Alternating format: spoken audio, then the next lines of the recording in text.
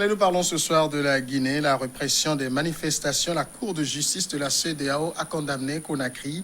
On sera également au niveau de la Côte d'Ivoire. 85 morts dans les violences électorales depuis août. C'est le gouvernement qui communique ce chiffre.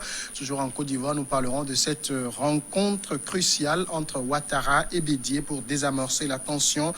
Et le Togo, notre dernier sujet, nous allons évoquer le Millennium Challenge Corporation 2021. Lomé maintient le cap des réformes économiques. Et pour faire le point de ces sujets, sur le plateau avec moi ce soir, David Diakbavi de TogoCity.com. Bonsoir, David. Bonsoir, Samuel. Face à vous, Fioclou Messan d'Anglénou, directeur de publication de l'Enquêteur. Bonsoir, Messan Fioclou. Bonsoir, Samuel. Bonsoir, chers confrères. Et bonsoir aux téléspectatrices et aux téléspectateurs. Et Sor Akleso, qui est coach et analyste politique. Bonsoir. Bonsoir et bonsoir également à tous les téléspectateurs de Néo. Merci. Avant d'entrer dans notre premier sujet, on va parler de cette information sur le Ghana, le décès de l'ancien président ghanéen John Jerry Rawlings. L'information a fait le tour de la toile. C'est un média ghanéen qui l'a annoncé. Selon donc ce média, l'ancien président ghanéen, le capitaine John Jerry Rawlings, serait mort suite d'une complication liée au coronavirus. David Diakbavi, c'est John Jerry Rawlings, c'est un grand personnage pour le Ghana. Oui, très grand. Il a quand même su marquer son pays, le Ghana, à travers les réformes et les transformations qu'il a pu apporter. Il aurait été le président qui a réussi à stabiliser le pays. Le Ghana avait traversé pendant très longtemps une période d'instabilité politique avec les coups d'État et tout. Et donc, l'arrivée de Rawlings a permis de stabiliser le pays et à relancer également le Ghana sur des voies de développement. Aujourd'hui, le Ghana est arrivé à un niveau très avancé par rapport à beaucoup de pays de la sous-région. Son décès est une grosse perte pour le Ghana entier et également pour la sous-région ouest-africaine au vu de la maturité politique qui a toujours caractérisé cet homme qui a su marquer le cœur des Ghanéens et qui a su apporter la paix et la stabilité également, le développement de ce grand pays qu'est le Ghana. On peut, Messan Fioclou, considérer John Jerry Rawlings comme le père de la démocratie ghanéenne. Oui, ça n'est pas, on peut considérer, il est le père de la démocratie ghanéenne parce que au moment où il avait fait son coup d'État pour bombarder le marché, le Ghana était à terre. Les commerçants ont entretenu de la spéculation et des pénuries. Il a tapé du poing sur la table, il a remis le pays en ordre et le premier gouvernement démocratique a été vu au Ghana. Et ce monsieur, étant dans l'ombre, suivait de près ce que faisaient les chefs d'État élus, ce qui a valu au Ghana aujourd'hui un des meilleurs pays démocratiques de la côte ouest africaine. Qu'on dise, Sor Akleso, que cet homme est mort des suites du coronavirus, est-ce que ça vous paraît compréhensible? Compréhensible, je dirais non, mais acceptable, oui. En fait, le Ghana est l'un des foyers où il y a plusieurs recrudescences de la maladie, où même la population et le gouvernement ghanéen même n'ont pas pris au sérieux l'état des choses. Je me rappelle même que les cas reconnus ou revus au Togo, entre-temps, ce sont des gens qui venaient de Ghana. Et il y a eu le président ghanéen, entre-temps aussi, qui a ouvert tout, qui a permis que tout le monde commence par faire les activités, où il y a eu 1000 cas dans l'immédiat. Ce que je ne comprends pas, il y a eu également des chefs d'État européens et consorts qui ont été attaqués par ces maladies, mais ils ont quand même survécu. Je ne comprends pas pourquoi le Ghana, vu son niveau de scientificité et puis le niveau de sa médecine, il ne peut pas quand même l'évacuer ou bien le traiter dans l'immédiat. Bon, comme je dirais, à moins qu'une autre information nous revienne, c'est étonnant puisqu'on a déjà maîtrisé la maladie. Et je viens de lire il y a 2 jours, cela que les Américains ont quand même proposé une sorte de remède. Ça veut dire qu'ils sont au courant qu'il y a ça. Moi, j'aurais préféré qu'il ingère cela que de le laisser mourir. Donc, comme je l'ai dit, je l'ai accepté, mais c'est pas quand même étonnant. Si ça se confirme que c'est vraiment des suites de complications du coronavirus, il y a une négligence dans l'approche des autorités par rapport au traitement de cet homme, c'est ce qu'on pourrait dire? Négligence, non. Non, parce que, vous savez, le Covid, depuis que cette pandémie est apparue dans le monde, a fait beaucoup de dégâts. Hein. C'est, dans le monde, un peu partout, il y a eu des dégâts qui ont été très importants. C'est parce que en Afrique, malheureusement, c'est des anciens chefs d'État ou alors des chefs d'État qui étaient victimes de cette pandémie. On a encore en mémoire le cas de Nkurunziza du côté du Burundi, qui aurait été infecté par cette maladie et qui serait décédé par la suite. Ici, en Afrique, on a tendance à un peu aussi chercher à savoir de quoi souffre véritablement la personne avant de lui prodiguer les soins qu'il faut.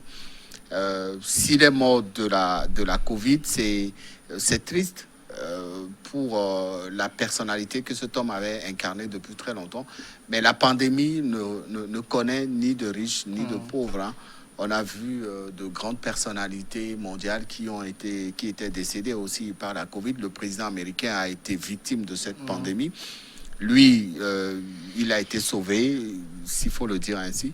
Ça veut dire que tout le monde est vulnérable et quand la maladie intervient, il faut faire le nécessaire. Le nécessaire lui a été prodigué, en tout cas, sur la base de ce que nous avions appris. Mais malheureusement, l'âge et aussi peut-être certains facteurs sanitaires ont précipité son décès. C'est dommage qu'il soit décédé du Covid.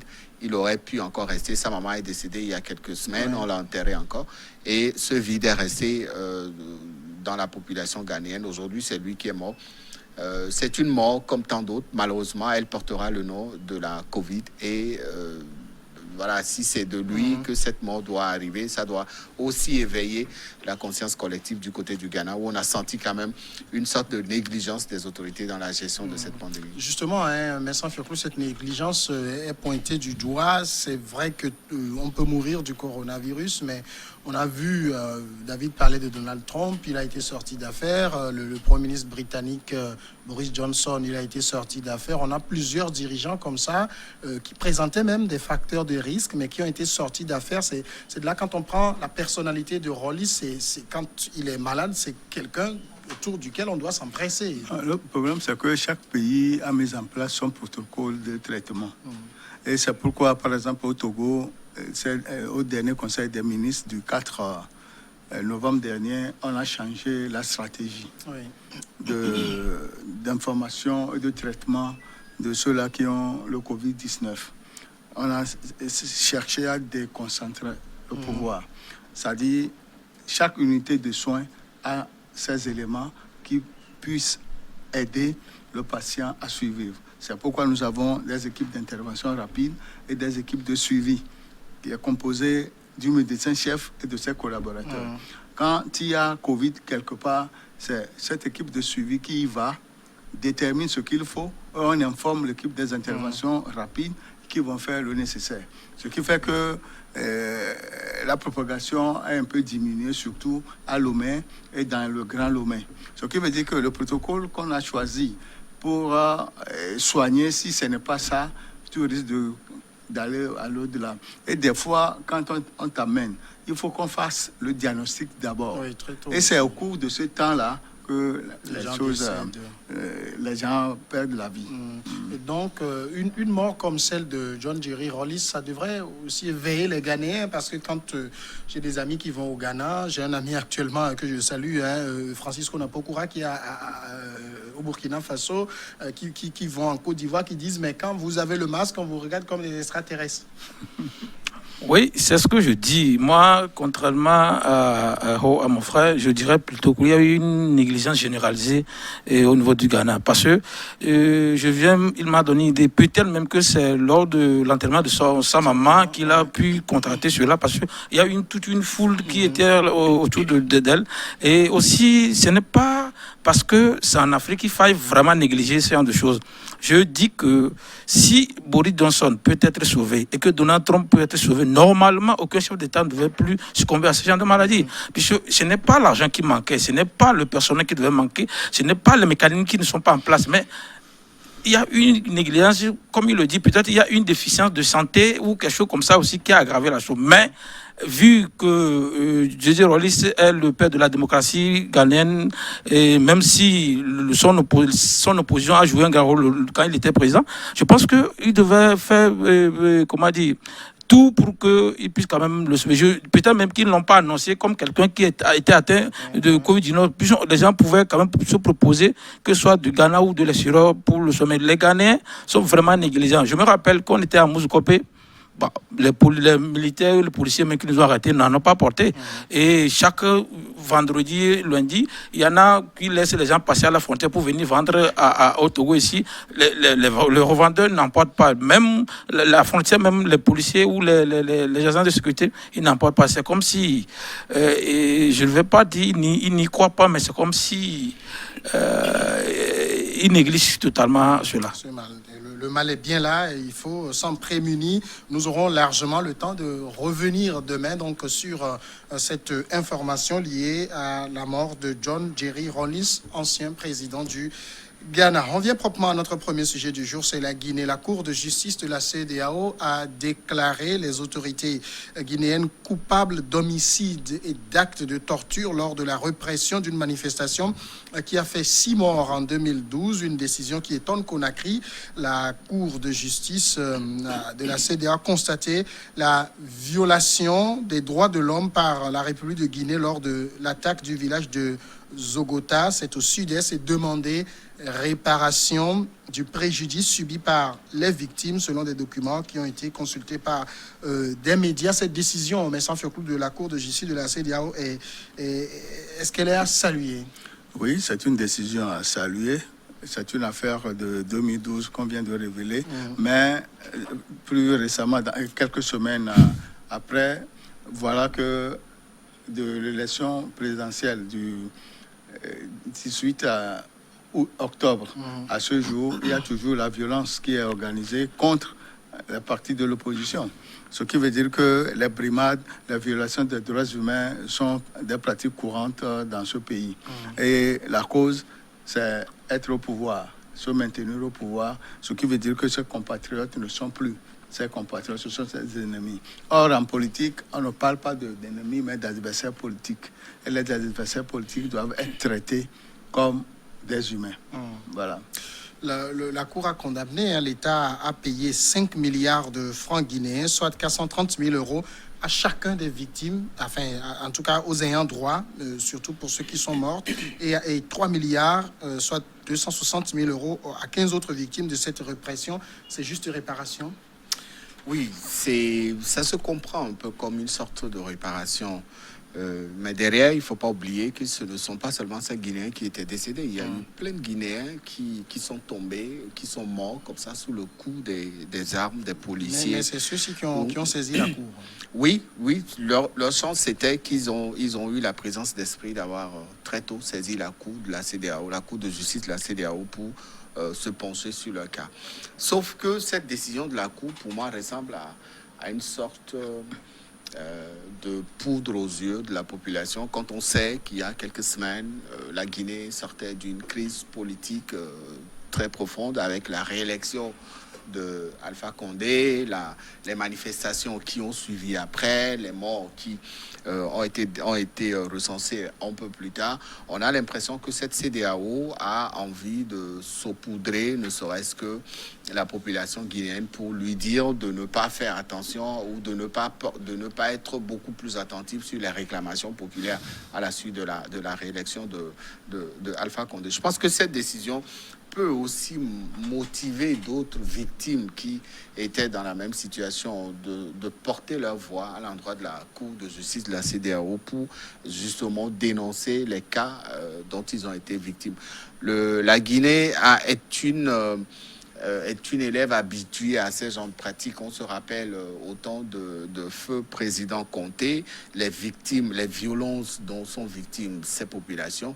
La junte militaire a été arrivée par la suite. Elle n'a pas fait mieux. Il y a un dossier d'assassinat et de meurtre qui est sur la table avec les manifestations du 30 septembre. 28 septembre. 28 septembre, voilà. Au temps du capitaine Dadis Camara, il y a eu beaucoup de morts et tout ça. Donc ces dossiers sont encore là présents. Il faut que la Cour de la CEDEAO aille au-delà et comprenne la nécessité aussi de se pencher, même si les victimes ne les ont pas saisies, qu'elle aille vers ces victimes pour éviter que ce genre de pratiques ne se répètent dans l'avenir. L'État guinéen dit s'étonner de cette condamnation. Cet étonnement découle du fait qu'aucun élément du dossier n'était de nature à justifier une telle condamnation. Mais quand on connaît la propension des autorités guinéennes à la propension au massacre, et cet étonnement, ça fait rire. Oui, ça ne fait pas seulement rire, mais quand vous vous rappelez de ce que mon frère a dit, au temps de Dadis Camara, quand il y avait eu des morts, mais l'étonnement, c'est que le gars, là, il a tellement tué des gens et qu'on ne condamne pas l'État guinéen, même si ce n'est plus lui, parce que le gouvernement, c'est le gouvernement, l'État, c'est l'État, a essayé quand même de réparer ses torts. Et de surcroît, il y a eu, lors du référendum, des morts. Même lors de l'élection, il y a eu des morts. Donc, moi, je pense que la Cour devait quand même impliquer ou bien imputer ces genres de choses aussi à l'État actuel ou au gouvernement guinéen. Mais puisqu'il ne sait que de régler un problème de 2012, c'est ça qui étonne le gouvernement, parce qu'il s'était là depuis quand on parle. C'est vrai que la Cour de justice de la CEDEAO est lente dans ses procédures, mais je penserais que même jusqu'à 2016 ou 2018, on pouvait quand même faire ce genre de condamnation où il n'y avait pas encore cette tension. C'est comme si la Cour lançait ou bien une sorte d'alerte aux gens. Tous ceux qui avaient suivi des préjudices, même dans les années de l'indépendance, ils peuvent quand même venir. Et des gens vont prendre goût à des manifestations. C'est-à-dire que les gens vont faire des choses pour que, par rapport à leur paix. Alors que la loi dit également que un manifestant qui fait des discours violents, qui a des proportions violentes n'est plus quelqu'un à protéger au sens littéral du terme, mais que lui aussi, il doit être puni. Mais j'aurais préféré que la Cour puisse intervenir tôt et aussi maintenant ajoute le cas des gens qui sont passés actuellement. Si je fais un bon calcul et le référendum et l'élection ont fait plus de victimes que les gens qui étaient morts. On parle de 130 civils tués depuis le début des manifestations en octobre 2019. Donc je pense que la Cour aurait pu quand même statuer là-dessus. Si elle est saisie. Et je pense qu'elle est. La question. Non, vous voyez, quand la Cour de justice de la CEDEAO n'est pas la Cour de justice des États ou bien n'est pas, nos juges nationaux. La Cour de justice de la CEDEAO même peut constater les faits et intervenir. C'est pourquoi des fois la Cour dit par le biais des chefs d'État qu'il faille faire des dialogues et qu'on soit là. Ils pouvaient quand même sauter ces deux champs de choses parce qu'il ne faut pas que les gens meurent que vous venez réparer. C'est ça qui n'est pas bien. Si on peut réparer, qu'on le répare avant. Mais Sanfioklou, vous allez parler tout de suite. On va observer une pause et on revient après la pause sur ce même sujet.